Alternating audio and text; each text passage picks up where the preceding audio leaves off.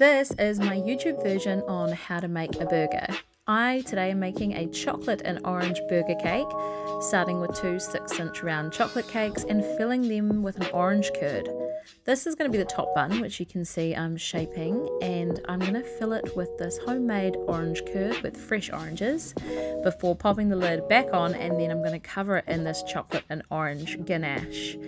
Once you are happy with the shape of the top bun, you can go ahead and fill and shape your bottom bun.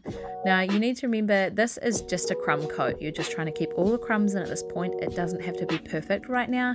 With the ganache, it's going to set up nice and firm, so you can actually go back and then put on a second coat. I'm using a 2-to-1 ratio.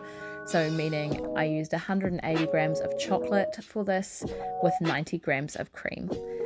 So that way it will set nice and firm underneath my fondant, and it is a Whittaker's orange chocolate, so delicious. I'm using Pettinice, Bakels brand. If you are from anywhere else in the world, then you can use whatever fondant you have available, or you could use modelling chocolate for this as well. It'll be great. But here in New Zealand, we have a lot of Bakels readily available, and I find the pre-coloured stuff really good for making bright colours like reds. Now I'm using some of my modelling tools to make some segments in my tomato. I'm then going to push them in to create an indentation, which is where the seeds in the insides of the tomato will go. You'll be able to see it just here, and I think they look so super cute. So I'm making 2 of those. I'm going to cut them in half so I have 4 segments of tomato, and then I move on to making my red onion.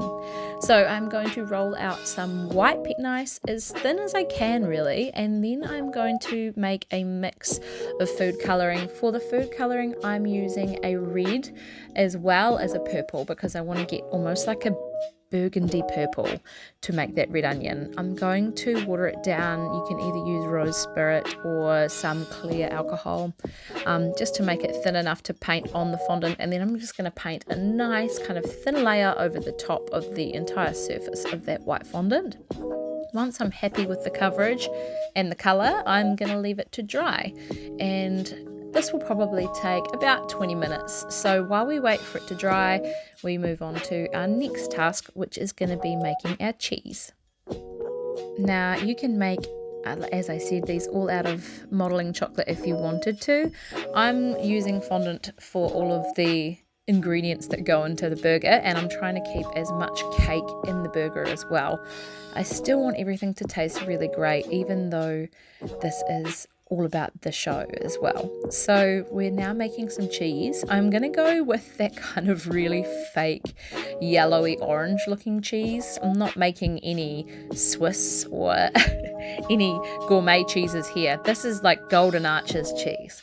So colouring it, just rolling it nice and thin, and then cutting ourselves some triangles. I actually went back and made these a little bit smaller because you have to think that they're going to pop out the side of your burger. You don't want them to be too massive. They have to be in proportion to the size of your bun and the size of your patty and your tomatoes and everything else. So I went back and trimmed mine up, and I think I did about 4 to 6 pieces of cheese, just so you have enough to kind of dot around the edges of your patty and hang out the side of your burger. When people have made these out of modelling chocolate, I have seen them use a heat torch to kind of melt the cheese, which I thought was really cool. And now I'm making some tiny ridiculous seeds to put in my tomatoes. So I'm just using white fondant with the tiniest amount of yellow, and I'm really sorry, but my camera's going in and out of focus because I keep moving.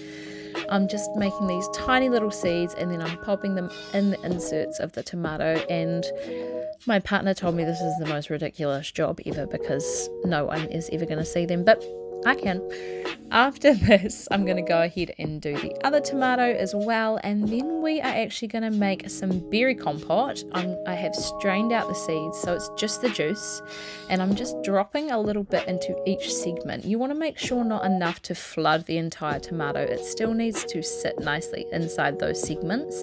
And I'm just spreading it out with a paintbrush, and it just looks so cool. It makes the tomato look a lot more realistic, and it stays nice and shiny. Then in with a little bit of red food colouring with some rose spirit or alcohol once again, just to paint up the edges of that tomato. Now you can see the shine is gone and my red onion is dry. I'm going to cut very small little bands of the fondant and stack them one on top of the other.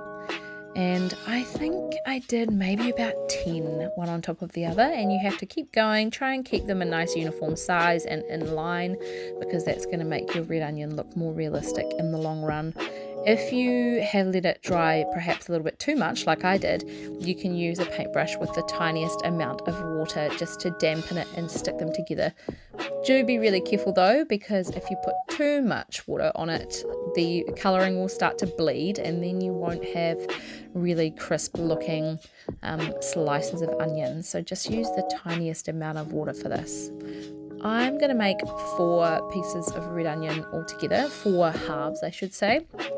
And I just find that making halves is easier than rolling them right round into a circle. Once I have these stacked, I am going to lie them on their sides, shape them nicely so they dry and they will be ready to pop in the sides of the burger as well. It's okay if they have a little bit of space between some of the layers of onion, because that happens naturally when you cut an onion anyway.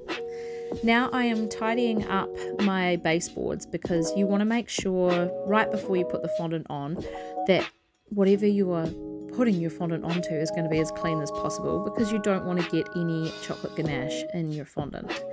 So with the top bun I am putting on a little bit more ganache, and then I'm just using a piece of plastic acetate, which actually helps get a much nicer curve.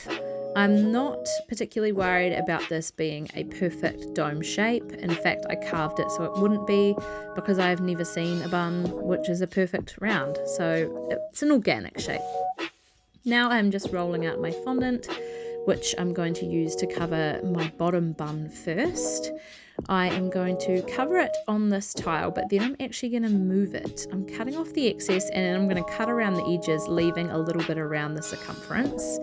And I am going to smooth out the sides and then flip it over and fold the edges of the fondant underneath. The reason that I did this rather than just cut it at the baseboard is I did want the bottom of the bun still to look a little bit round. And sometimes if you cut it directly on the board, it does tend to look too square. So I've folded it under and then I'm putting it on my masonite board, which I will be serving the cake on. And then you want to add some texture to your bun, because obviously they don't always look perfect. So for this I'm just using a piece of scrunched up tin foil, and then I'm going in with some of my tools just to add in some little dots and some lines, and just to make it look less perfect and more of an organic shape.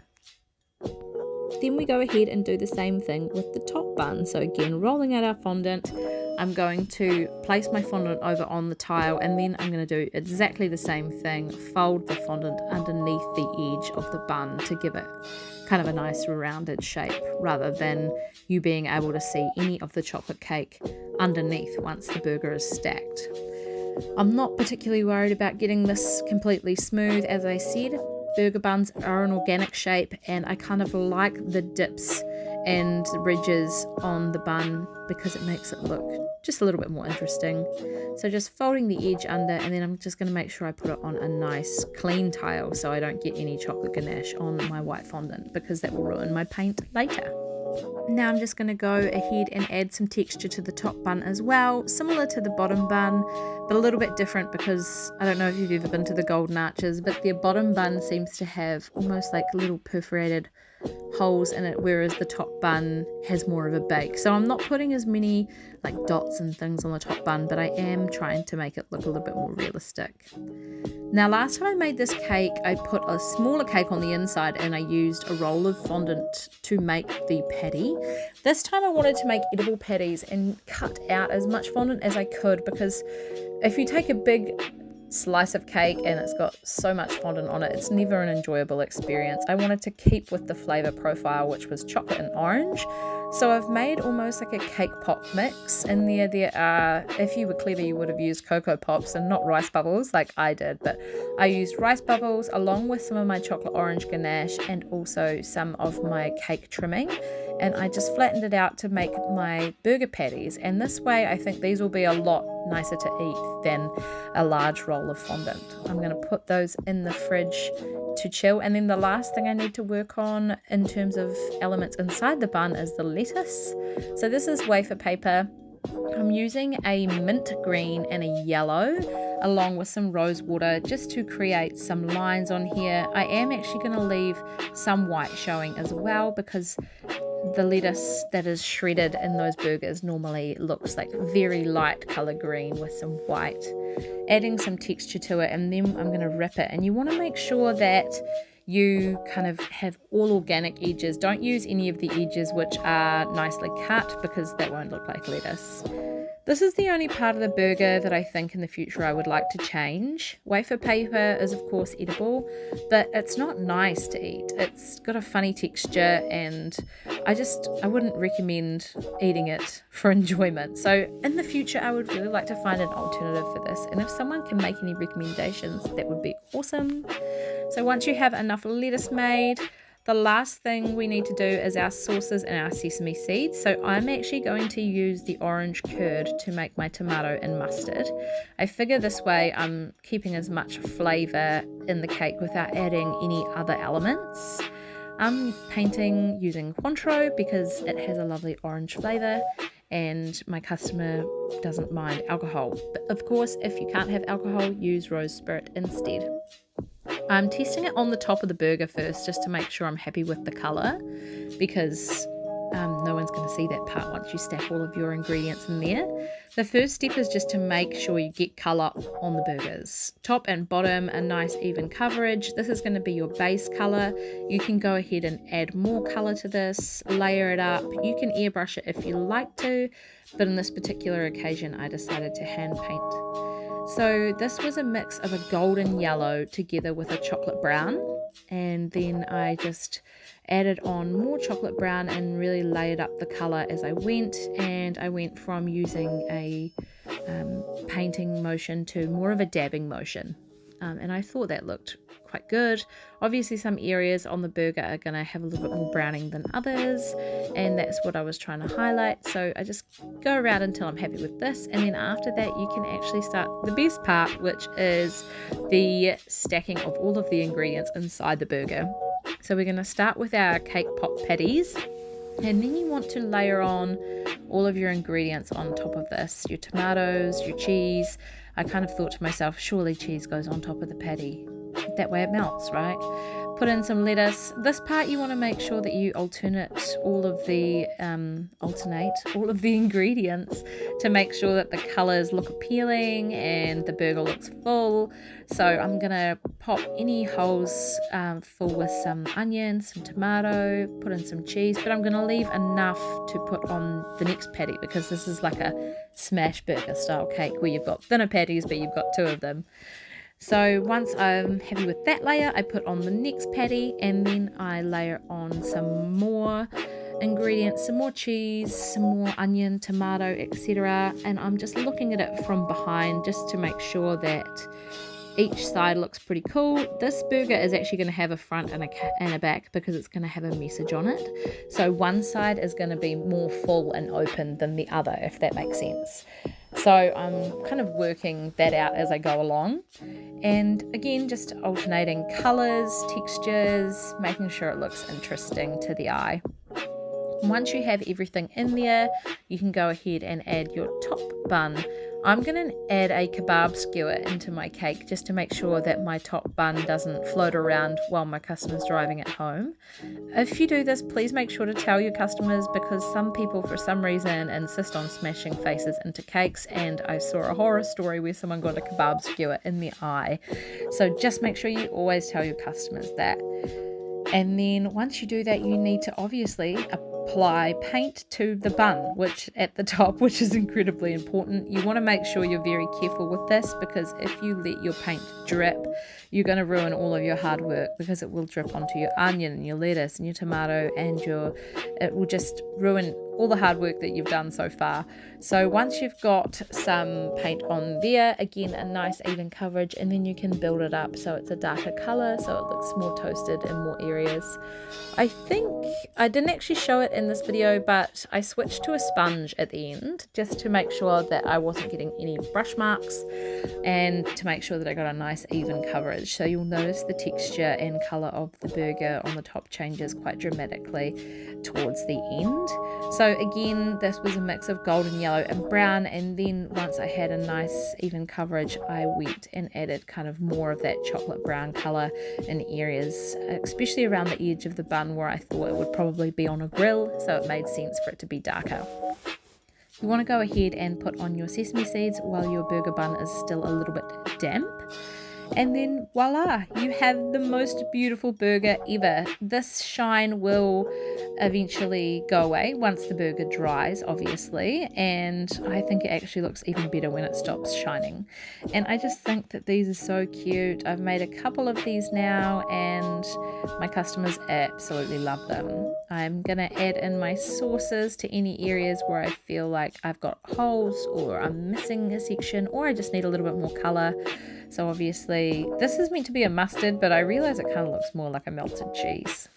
Some tomato sauce as well, because we can't have a burger without tomato sauce. Thanks for watching, everyone. I hope you loved this video, and please tag me if you make your own burger creation.